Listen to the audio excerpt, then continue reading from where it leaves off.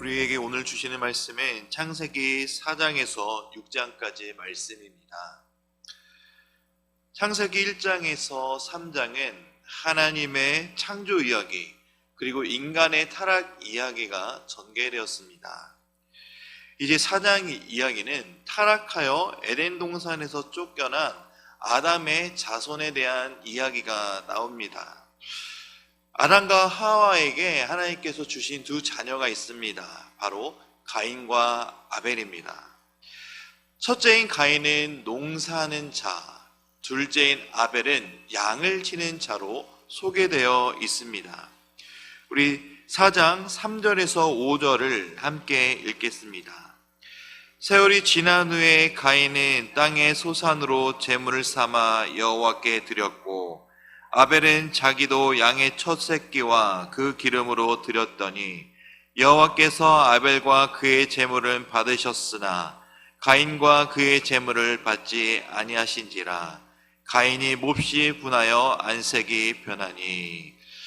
시간이 지나 이 둘은 자기의 소산물, 자기가 일했던 소산물을 가지고 하나님께 제사를 드리게 됩니다. 둘 다 하나님께 제사를 드리게 되지만 하나님께서는 가인의 제사는 받지 않으시고 아벨의 제사만 받으셨다라고 말씀에 나오고 있습니다. 왜 가인의 제사를 받지 않으시고 아벨의 제사만 받으셨을까요? 오늘 말씀에 보시면 그 이유를 유추해 볼 수가 있습니다. 하나님께서는 고기를 좋아하시기 때문에 고기만 받으신 게 아닙니다. 말씀해 보시면 그 마음에 들인 사람의 중심, 마음의 중심에 있습니다. 말씀해 보시면 가인은 단순히 땅의 소산을 드렸다라고 말씀하지만 아벨은 첫 것을 드렸다라고 말씀합니다. 땅의 소산, 그냥 그저 그런 소산, 내가 벌었던, 내가 길렀던 그 중에 아무거나 그냥 가인은 하나님께 드린 것이지만 아벨은 첫 것, 그리고 첫 것 중에 가장 좋은 것을 선별해서 하나님께 드린 것입니다.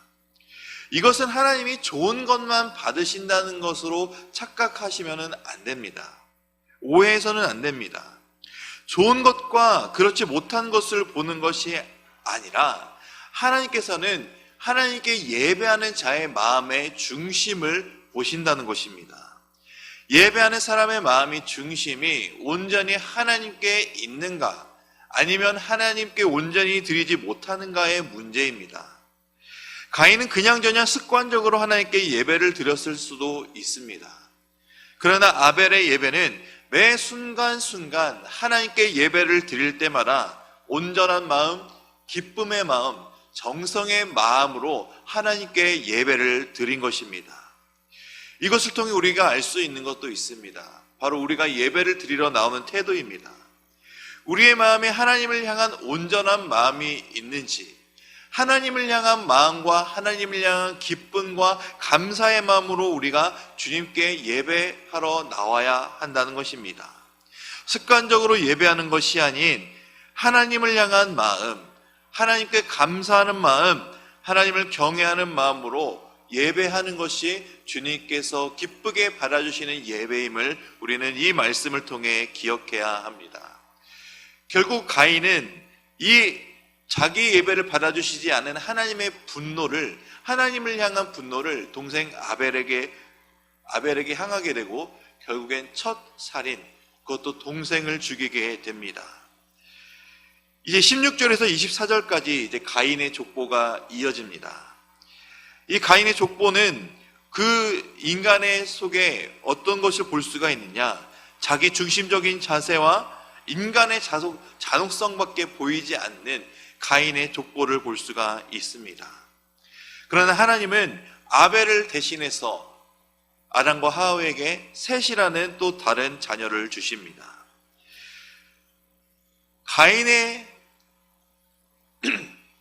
가인의 족보 안에서는 자기중심성과 죄악의 잔혹성밖에 보여주지 않지만 하나님은 이 셋의 자손을 통해 또 다른 면모를 우리에게 보여주십니다.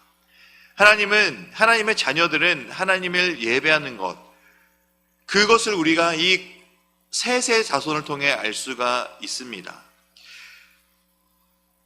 셋이 에노스를 낳을 때 그때야 비로소 여호와의 이름을 불렀다라고 말씀에 나오죠. 여호와의 이름을 불렀다라는 것은 하나님의 이름을 찾고 다시 예배하기 시작했다라는 것입니다. 가인의 족보 속에서는 하나님을 예배하는 모습이 나오지 않지만 셋의 후손을 시작으로 하나님을 다시 예배하는 모습을 볼 수가 있는 것이죠.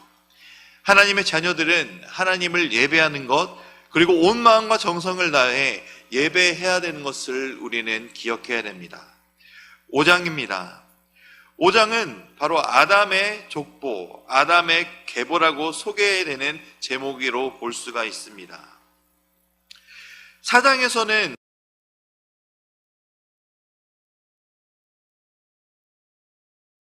가인의 계보라고 나오죠. 그러나 셋의 후손들로부터 아담의 족보, 아담의 계보라고 불리게 됩니다. 이 두 족보에서 우리는 두 가지 모습을 발견할 수가 있습니다. 가인의 족보에서는 우리의 죄악된 모습, 죄인된 모습을 볼 수가 있지만 셋의 후손을 통해 하나님의 본래 창조의 모습을 회복할 수 있다는 모습, 예배자의 모습을 볼 수가 있습니다. 가인은 시기와 살인과 거짓과 회피와 두려움이라는 죄악이 그 자손의 죄악밖에 볼 수가 없는 삶을 볼 수 있지만 셋의 후손은 하나님의 이름이 부르기 시작한, 즉 예배와 회복과 하나님과의 관계 회복이라는 것을, 이 두 가지 모습이 우리 안에 있음을 우리는 볼 수가 있습니다. 그리고 두 자손에서 똑같은 이름인 두 아들이 나옵니다. 바로 에녹이죠. 우리 5장 21절에서 24절까지 말씀을 같이 보도록 하겠습니다. 에녹은 65세에 무드셀라를 낳았고 무드셀라를 낳은 후 300년을 하나님과 동행하며 자녀를 낳았으며 그는 365세를 살았더라. 에녹이 하나님과 동행하더니 하나님이 그를 데려가심으로 세상에 있지 아니하였더라. 아멘. 가인의 자손인 에녹은 그저 이제 에녹의 이름으로 말미암아 그 자손은 죄악으로 나아가는 그 장면밖에 볼 수 없지만 셋의 후손인 에녹은 두 번이나 나오는 단어가 있습니다. 그것은 바로 동행입니다. 하나님과 동행. 이 하나님과 동행한다라는 것은 한시도 하나님을 잊지 않는다라는 의미입니다.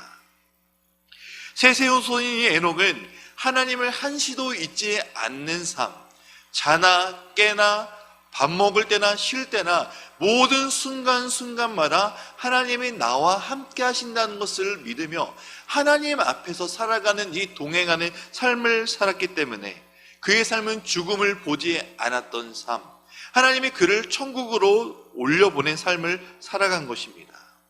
이 에녹의 삶을 통해 우리는 천국의 삶을 살아간다는 것을 바라봐야 합니다. 에녹이 하나님과 동행한 것처럼 지금을 살아가는 우리도 역시 하나님과 동행하는 삶을 살아야 됩니다.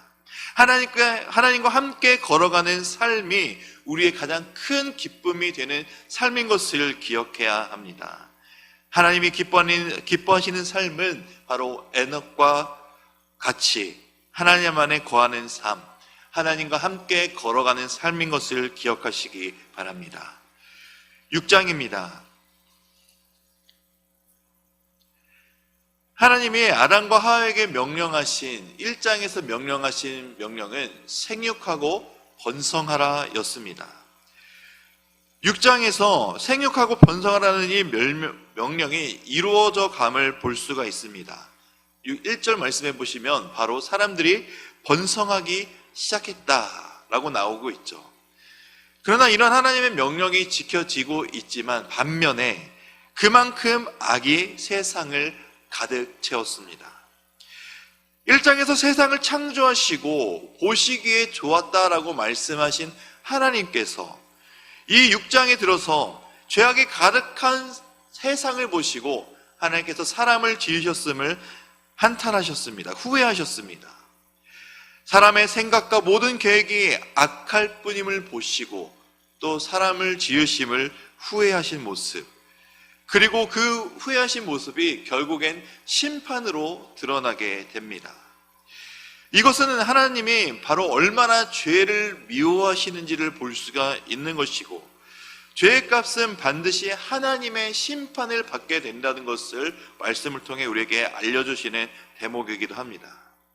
거룩하신 하나님은 죄와 구별된, 죄와 함께 하시지 않는 하나님이시기 때문에 죄에 대한 하나님의 판단은 결국 심판과 멸망일 수밖에 없음을 우리는 알아야 합니다. 그러나 악에 대한 심판을 선고하시고 계획하신 중에서도 동시에 하나님은 그의 사랑과 자비와 긍휼을 놓지 않으시는 하나님이심을 우리는 분명히 알아야 합니다. 죄악에 판치는 세상 속에서도 하나님은 은혜를 베푸시는 것을 멈추지 않으십니다. 바로 노아가 하나님의 은혜를 입은 사람입니다.